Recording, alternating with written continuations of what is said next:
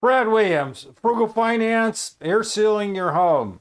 If I have one bit of advice, do what you can to seal the attic and any other leakages around your house. It's a bit of an inconvenience, but the outcome will be stunning in terms of energy savings. With that being said, air sealing your home, air sealing for comfort, efficiency, and health. Limiting unwanted airflow in and out of a home can make a difference in comfort and energy bills. Common gaps around windows, doors, and walls or ceiling openings can let conditional air escape and outdoor air enter. This can lead to higher utility bills, uneven temperatures, and indoor air problems. Sealing these leaks is a low-cost project with fast payback and lasting effects.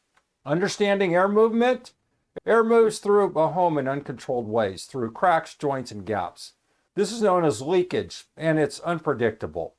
On windy or cold days, too much outdoor air may enter, causing drafts and uneven heating. On calm days, there may not be enough fresh air, leading to stale indoor conditions. Both situations can cause discomfort and moisture issues. Relying on leakage for ventilation isn't recommended. First steps before sealing: start by identifying where air is escaping. A professional energy assistant can help, or check for drafts yourself around doors, windows, and baseboards. Also consider your home's ventilation needs. A sealed home still requires fresh air, which may need to be managed by mechanical systems. Where and how to seal? Common sealing areas include gaps around windows and doors.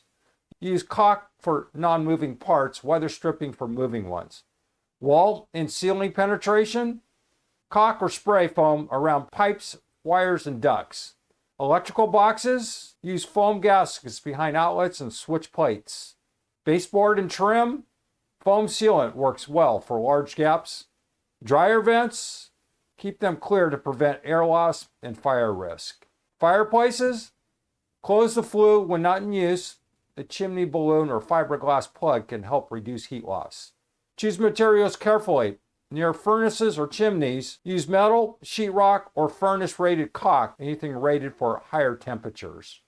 Long-term improvements: if you're planning renovations, this might include sealing wall cavities before drywall goes up, or using advanced framing techniques. These are methods often used in new construction and can be added during major work. Air sealing and insulation work together. Air sealing is important, but it doesn't replace insulation. Even a sealed home will lose heat through uninsulated walls, roofs, and floors. The best approach is both air sealing and proper insulation to keep conditioned air inside. If you have any tips, advice on sealing your home and insulation, and if you'd like videos on how to do this, let me know. I do this stuff all the time. They're just DIY deals that I just don't bother filming. But if you're interested, let me know and I'll do it. Brad Williams, Frugal Finance. Thanks for watching. Hope that helps. See you soon.